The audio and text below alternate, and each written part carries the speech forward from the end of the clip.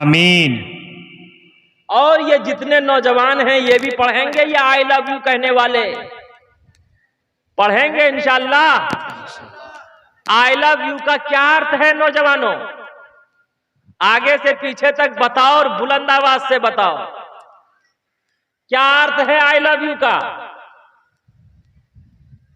पिछले महीने इसी बंगाल में मेरा एक जगह प्रोग्राम था। मैंने नौजवानों से पूछा कि आई लव यू का क्या अर्थ है। एक नौजवान खड़ा हुआ और सीना ठोक कर कहा, अमी तुमा का भालो आशी। यही है अमी तमा का भालो आशी, कि मैं तुमसे, अरे बोलो यार, अच्छी बात है यार, आप मुझसे मोहब्बत करते, मैं आपसे मोहब्बत करता।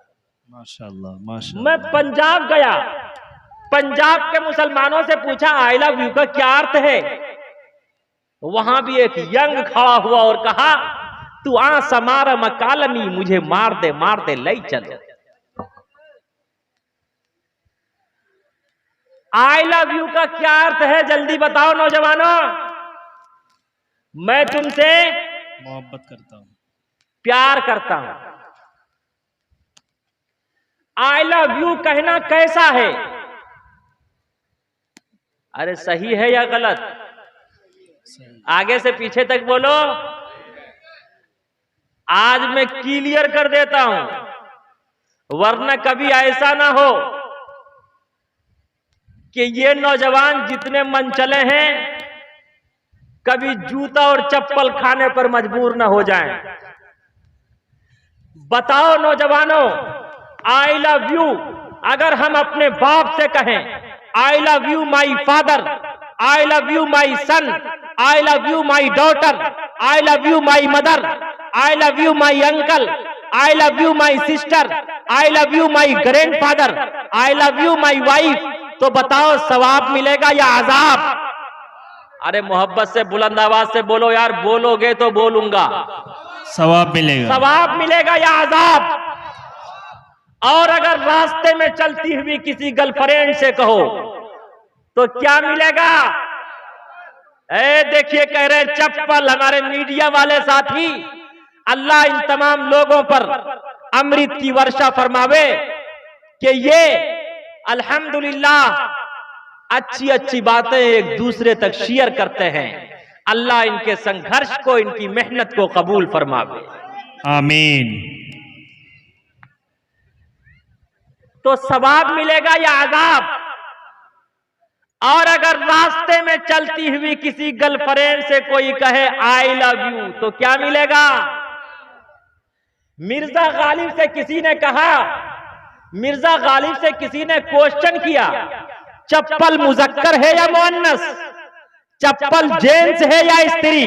मिर्जा गालिब ने कहा, अगर जोर से लगे तो मुजक्कर है, जेंट्स है, अगर आहिस्ता लगे तो स्त्री है, मुअन्नस है।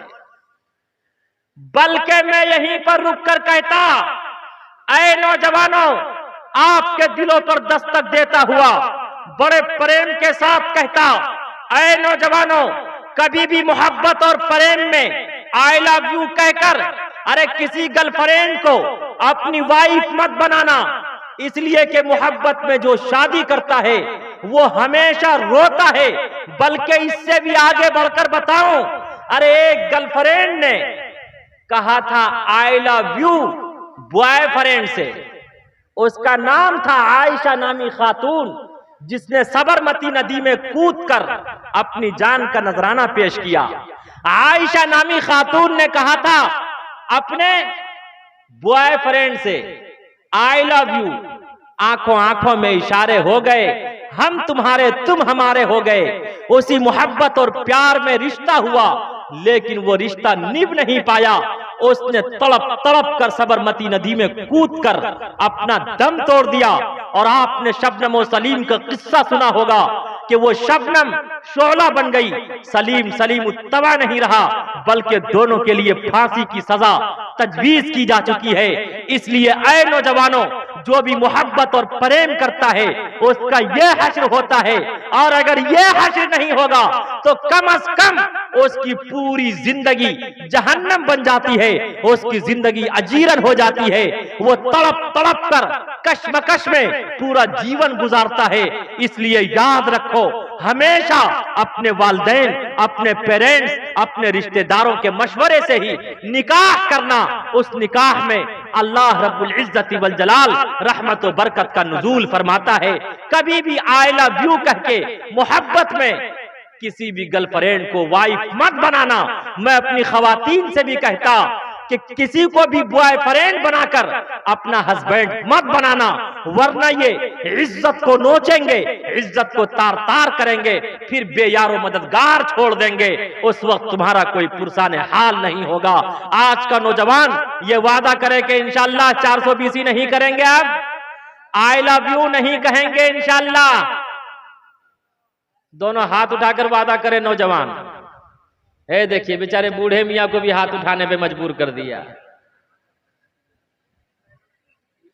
बात हुई थी 200 बाराती मंगनी में बस्ती। बात हुई थी 200 बाराती मंगनी में बस्ती। खाने में जब गिनती हुई तो निकले 420। बेदावत के खाते हैं क्यों यह जायद मेहमान। बताओ कैसे बचे ईमान, बताओ कैसे बचे ईमान। तो इंशाअल्लाह आई लव यू कह के कोई नौजवान या कोई खातून आपस में निकाह नहीं करेंगे इंशाअल्लाह। और जितने हमारे बड़े हजरात हैं, मैं इन लोगों से कहता, आप अपनी बच्चियों पर और अपने बच्चों पर निगरानी रखें। इसलिए कि अगर आप अपनी औलाद को मारना चाहते, अपने पुत्र को मारना चाहते, अपनी पुत्री को मारना चाहते, तो बम और बारूद से मारने की जरूरत नहीं है, तीरों तलवार से मारने की जरूरत नहीं है। अरे उसके हाथ में स्क्रीन टच मोबाइल दे दो, वो खुद ब खुद तबाह बर्बाद हो जाएगी। खुदा की कसम, हमारी औलाद, हम और आप मोबाइल से रुक तो नहीं सकते, लेकिन कम से कम अपनी बच्चियों की निगरानी तो कर सकते हैं। अपने बच्चों की निगरानी तो कर सकते हैं कि हमारी बच्चियां किसी बॉयफ्रेंड से बात तो नहीं कर रही है, हमारे बच्चे किसी गर्लफ्रेंड से बात तो नहीं कर रहे हैं। अरे निगरानी तो रख सकते हैं। इंशाअल्लाह जब आप निगरानी रखेंगे तो ये आपकी औलाद, वो बच्ची हो या बच्चे हो, इंशाअल्लाह आई लव यू कह के किसी से मैरिज नहीं करेंगे, निकाह नहीं करेंगे। इंशाअल्लाह रखेंगे निगरानी। दोनों हाथ उठाकर वादा कीजिए इंशाअल्लाह। अल्लाह आप सबके जज्बे को, आप सबके हौसले को कबूल फरमावे, और मियाँ बीवी हमेशा एक दूसरे का सम्मान करेंगे इंशाअल्लाह। किरदार बद पे खुद ही वो गुस्से में आएगी। शौहर दिखाए डंडा वो झाड़ू दिखाएगी। कासिर इसीलिए कोई बरकत नहीं रही। बी फातिमा सी अब कोई औरत नहीं रही। बी फातिमा सी अब कोई औरत नहीं रही। आगे से पीछे तक कह दो यार, सुभान अल्लाह, सुभान अल्लाह। ऐ हिंदू मुस्लिम भाइयों, अब मैं बड़े प्रेम के साथ कहता, गीता का श्लोक है, कर्म इज वर्शिप, कर्म ही पूजा है। जैसा करोगे वैसा, अरे आगे से पीछे तक बोलो, जैसा करोगे वैसा भरोगे। कर्म ही पूजा है, धर्म गलत नहीं होता, मनुष्य का कर्म गलत होता है। आज हाथ में माला है, गले में माला है, लेकिन दिल सरापा काला है। माला फेरत जुग भया, माला फेरत जुग भया, फिरा न मन का फेर, माला फेरत जुग भया। फिरा न मन का फेर, कर का मन का डार दे। मन का फेर, मन का फेर। Islam is inspired by character not by sword. Islam में तलवार की लड़ाई छोटी लड़ाई है, अपने मन के पाप को मारना बड़ी लड़ाई है। कामयाब है वो मनुष्य जो तीरों तलवार बम और बारूद की लड़ाई को छोड़ दे, अपने मन के पाप को पाक और पवित्र करने की कोशिश करे। इंशाअल्लाह हम सब अपने मन के पाप को पाक और पवित्र करेंगे इंशाअल्लाह। बहुत आश्चर्य लगता है, आज कुछ लोग कहते हिंदू खतरे में है, कुछ लोग कहते मुस्लिम खतरे में है, 80-20 की बात करते। लेकिन मैं साफ वाज़े अंदाज में क्लियर तरीके से ये कह देना चाहता, याद रखो न हिंदू खतरे में है न मुस्लिम खतरे में है। अगर खतरे में है तो पूरा का पूरा हिंदुस्तान खतरे में है। आज हिंदुस्तान बम और बारूद के ढांचे की शक्ल में नजर आ रहा है, लेकिन इंशाअल्लाह हम सब हिंदुस्तान की गंगा जमनी तहजीब को प्रेम से, सम्मान से, एक दूसरे के अदब व एहतराम से हम सब इंशाअल्लाह बचाएंगे इंशाअल्लाह। कबीर खड़ा बाजार में, कबीर खड़ा बाजार में, मांगे सबकी खैर। कबीर खड़ा बाजार में, मांगे सबकी खैर। ना काहो से दोस्ती, ना काहो से बैर, ना काहो से बैर। अकबर बादशाह का नाम आप लोगों ने सुना होगा, सुना है? आगे से पीछे तक बोलिए। अकबर बादशाह के वजीर का नाम था बीरबल। क्या नाम था? शेख तजम्मुल साहब, अकबर बादशाह के वजीर का नाम क्या था? बीरबल। बीरबल क्या था? बीरबल बहुत बड़ा विद्वान था। कुछ भेदभाव करने वालों ने अकबर बादशाह से शिकायत की कि आप हम में से किसी को अपना वजीर, हम में से किसी को अपना होम मिनिस्टर बना लीजिए। अकबर बादशाह ने उन तमाम भेदभाव करने वालों का इल्जाम लिया। कहा कि मेरे पास 3 पैसे हैं, जाओ 1 पैसे का अब खरीदना, दूसरे का तब खरीदना, तीसरे का ना अब खरीदना ना तब खरीदना। तमाम के तमाम भेदभाव करने वाले गए, थोड़ी देर में वापस आ गए। कहा बादशाह सलामत, अब मिला तब मिला, ना अब मिला ना तब मिला, तीनों पैसे वापस।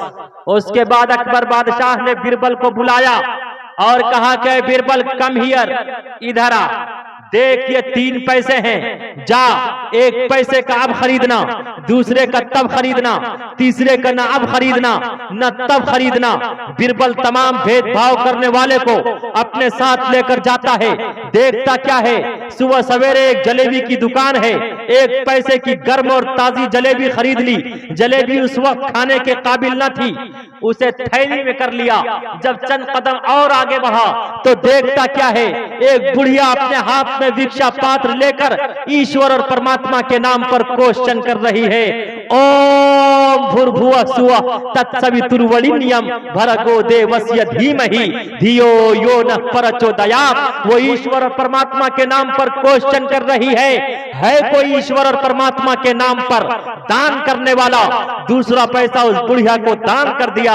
जब चंद कदम और आगे बढ़ा तो देखता क्या है, रक्स और सुरूर की महफिल लगी हुई है। तीसरा पैसा देकर नाच देख लिया। उसके बाद अकबर बादशाह के दरबार में पहुंचा। अकबर बादशाह ने प्रश्न पूछा कि 3 पैसे क्या किए? कहा बादशाह सलामत, 1 पैसे की मैंने जलेबी खरीद ली। जलेबी उस वक्त गर्म थी, खाने के काबिल न थी, अब खाने के काबिल है। 1 पैसे का मैंने ये अब खरीद लिया। कहा दूसरा पैसा? कहा दूसरा पैसा मैंने बुढ़िया को दान कर दिया, जो अब काम नहीं आया, मरूंगा तब काम आएगा। कहा तीसरा पैसा? कहा तीसरे पैसे का मैंने नाच देख लिया, जो ना अब काम आया न तब काम आएगा, मरूंगा न तब काम आएगा। फरमाया उसी वक्त कहा, अकबर बादशाह ने बिरबल की पेशानी को बोसा दिया, बिरबल के सीने को अपने सीने से मिलाया और कहा कि बिरबल, जब तक मेरा जीवन रहेगा, जब तक मेरी जिंदगी रहेगी, तू मेरा होम मिनिस्टर रहेगा, तू मेरा वजीर रहेगा। खुदा की कसम, एक उस वक्त का भी पीएम था, एक आज का पीएम पतलू है, एक उस वक्त का होम मिनिस्टर था, एक आज का होम मिनिस्टर मोटू है। तब मुझे याद आता, पहले छोटे छोटे बच्चे मोबाइल पर, व्हाट्सएप पर, ट्विटर पर, फेसबुक पर, यूट्यूब पर मोटू और पतलू का तमाशा देखते थे। आज पूरा हिंदुस्तान मोटू और पतलू का तमाशा देख रहा है। अच्छे दिन पाछे गए, अच्छे दिन पाछे गए, हरि से किया ना है, अच्छे दिन पाछे गए, हरि से किया ना है, अब पछताए होत क्या, चिड़िया चुग गई खेत, चिड़िया चुग गई खेत। अच्छे दिन तो नहीं आए, 15 लाख तो नहीं आए, लेकिन खुदा की कसम, हम सब अपने कैरेक्टर को, मन के पाप को पाक और पवित्र करेंगे तो इंशाअल्लाह सच्चे दिन आएंगे। जैसा कि दीदी ने कहा था, अच्छे दिन तो नहीं आए, लेकिन इंशाअल्लाह सच्चे दिन आएंगे। सच्चे दिन लाने के लिए तैयार हैं आप लोग? इंशाअल्लाह।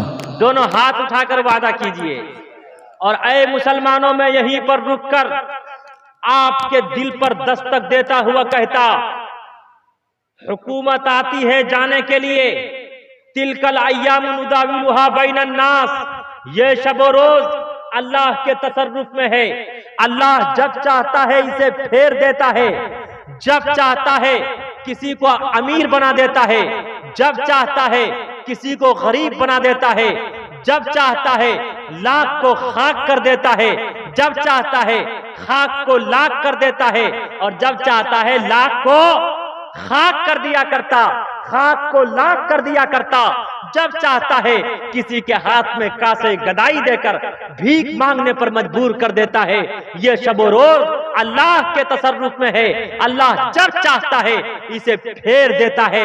हालात कैसे भी आए, लेकिन हम सब के ईमान में राई के दाने के बराबर भी ये फर्क नहीं आना चाहिए। हम सब का यकीन अल्लाह की जात पर होना चाहिए। हम सब का ईमान मजबूत होना चाहिए।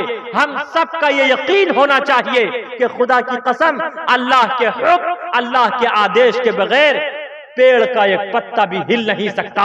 इसलिए ऐ मुसलमानों, हुकूमत किसी की भी हो, लेकिन हमेशा आपका ईमान और यकीन अल्लाह की जात पर हो। इसलिए कि अल्लाह की ताकत और कुव्वत से बढ़ के इस रूए जमीन पर किसी की ताकत और कुव्वत नहीं है। इसलिए कि एक और आया था इस रूए जमीन पर, उसका नाम था फिरौन। फिरौन ही सिर्फ एक ऐसा बादशाह गुजरा है जिसने खुदाई का दावा किया, और उसका तस्करा कुरान करीम में है। कहा था अना रब्बुकुमुल आला, कि आई एम सुपर पावर, मुझसे बड़ी किसी की ताकत और कुव्वत नहीं है। लेकिन अल्लाह रब्बुल इज्जत ने उसकी लाश को सारी इंसानियत के लिए इबरत बना दिया।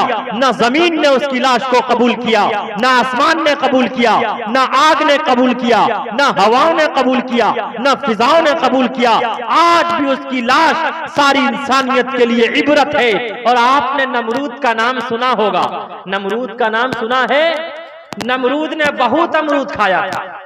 अमरूद की खासियत यह है, वो खुद तो हजम नहीं होता, लेकिन दूसरे के लिए हजमौला और पाचक बन जाता है। जब वॉशरूम जाते होंगे, बैतुल खला जाते होंगे, तो उसका पूरा करिश्मा अच्छी तरह देखते होंगे। लेकिन एक लंगड़ा मच्छर नाक में घुसा, दिमाग में जाकर चिपक गया। और जो लंगड़ा होता है वो बड़ा चालू होता है। यहां कोई लंगड़ा तो नहीं है, लेकिन बड़े काम का भी होता है। और मेरा ईमान और यकीन है कि एक मच्छर ने किसका तिया पाचा किया, और एक मच्छर इंशाअल्लाह अब इनका भी तिया पाचा करेगा। नारे तकबीर, नारे तकबीर। जनाब मुफ्ती सफीउल्लाह साहब। मीम से मध्य प्रदेश, छा से छत्तीसगढ़, रा से राजस्थान। मच्छर हुआ ना जी। राजस्थान ने शुरू कर दिया है। अरे अपना करिश्मा शुरू कर दिया। आप तो इशारे में समझने वाले हैं यार जी। God's mill grinds slow but sure. हमारे पुरखों ने बताया है काम ऐसा किया जाए कि सांप भी मर जाए और लाठी भी, इसलिए कि अल्लाह की लाठी में आवाज नहीं होती है या नहीं। इसलिए बहुत ध्यान पूर्वक से सुनने की जरूरत है। एक लंगड़ा मच्छर नाक में घुसा, दिमाग में जाकर। कारियनवर साहब आगे बैठाइए उनको, देखिए वहां बैठ के सो रहे, यहां आइए आप। कहां घुसा? अरे बोलो जल्दी से। और कहां जाके चिपक गया? दिमाग में जाकर चिपक गया। नमरूद ने अतिब्बा को बुलाया, हुक्मा को बुलाया, डॉक्टर्स को बुलाया, कहा जल्दी मेरे लिए कोई दवा तजवीज करो। हकीम ने कहा कि बादशाह सलामत, पहले जान माफ करनी पड़ेगी, खून माफ करना पड़ेगा, तब मैं दवा बताऊंगा। कहा जा, मैंने तेरी जान भी माफ कर दी, तेरा खून भी माफ कर दिया। कहा बादशाह सलामत, थपथपाना पड़ेगा। क्या करना पड़ेगा? आगे से पीछे तक बोलो। कहा किस चीज से? कहा चप्पल से। किस चीज से? उस वक्त प्लास्टिक और रबड़ की चप्पल नहीं चलती थी। किस चीज की चलती थी? लकड़ी की। उसे क्या कहते हैं आप लोग? खड़ाऊ। कहा इससे थपथपाना पड़ेगा। उसने भी सोचा कि गोल्डन चांस मिला है। कौन सा चांस? उसने भी सोचा कि यार पूरी जिंदगी थपथपाया है, कभी एनआरसी के नाम पर थपथपाया है, कभी ट्रिपल तलाक के नाम पर थपथपाया है, कभी जीएसटी के नाम पर थपथपाया है, कभी पेट्रोल के नाम पर थपथपाया है, कभी सरसों के तेल के नाम पर थपथपाया है, और कभी किसानों को थपथपाया है। अब हिजाब के नाम पर थपथपाना चाहता है। उसने भी सोचा कि आज गोल्डन चांस मिला है। अब जब खड़ाऊ से थपथपाना शुरू किया तो वो खड़ाऊ बोलता, खड़ा खड़ा खड़ा खड़ा। इतना थपथपाया, इतना थपथपाया कि खुदा की कसम उसने तड़प तड़प कर दम तोड़ दिया। एक मच्छर ने उनका तिया पाचा किया, एक मच्छर ने इनका तिया पाचा शुरू कर दिया।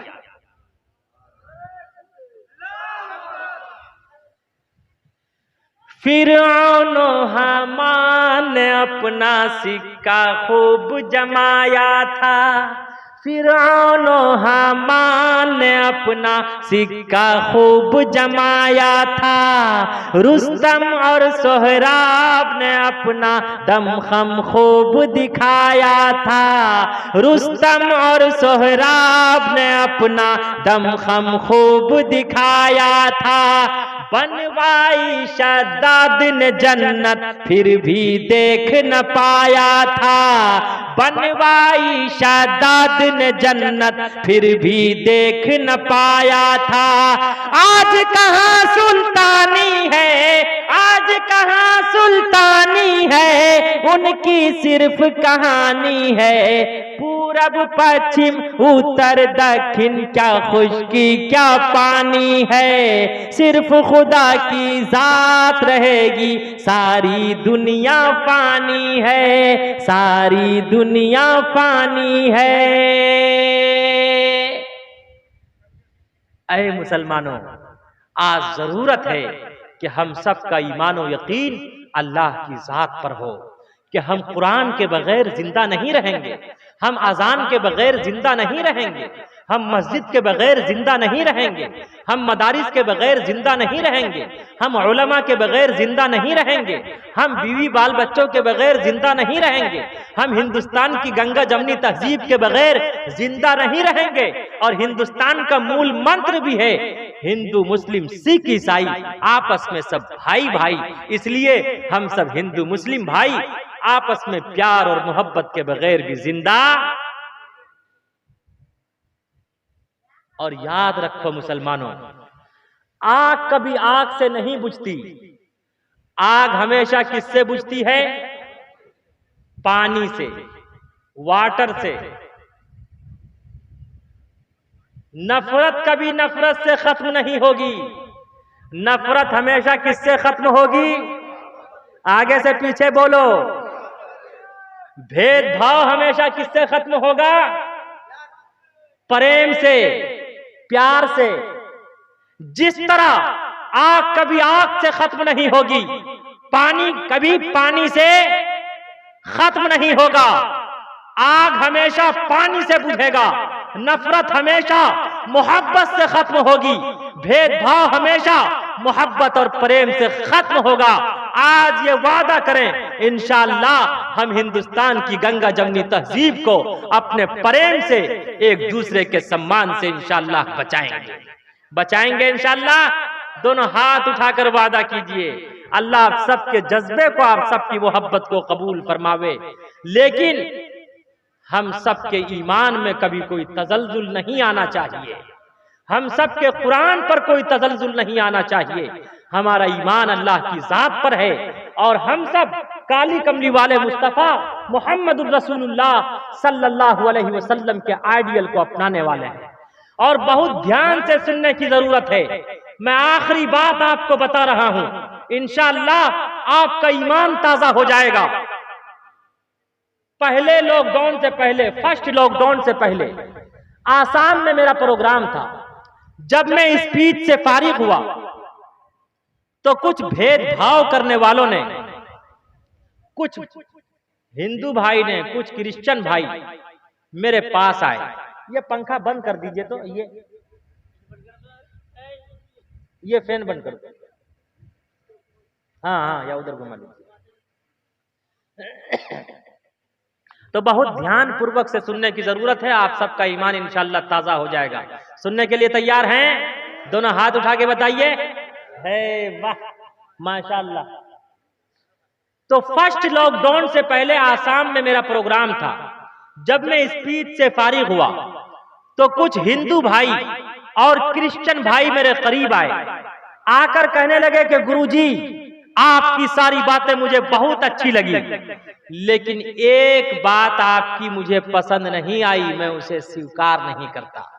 मैंने कहा नो प्रॉब्लम, नो टेंशन, कोई टेंशन नहीं है, कोई दिक्कत नहीं है। लेकिन वो कौन सी बात है आप बताएं। उसने कहा कि आपने कहा